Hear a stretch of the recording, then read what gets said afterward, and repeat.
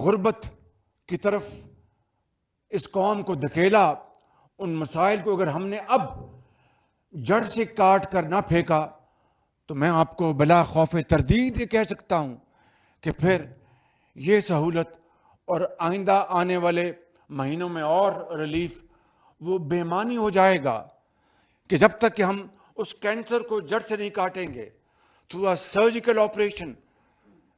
Anti biotic سے قطعاً کوئی کام نہیں چلے گا.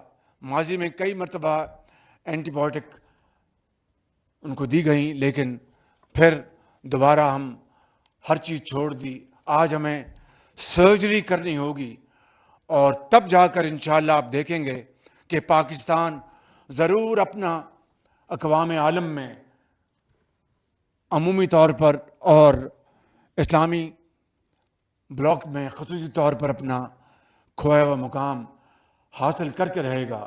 مگر اس کے لیے درست اور کڑے فیصلوں کی ضرورت ہے جو ابھی ہم نے پچھلے 1 سال میں کیے ہیں.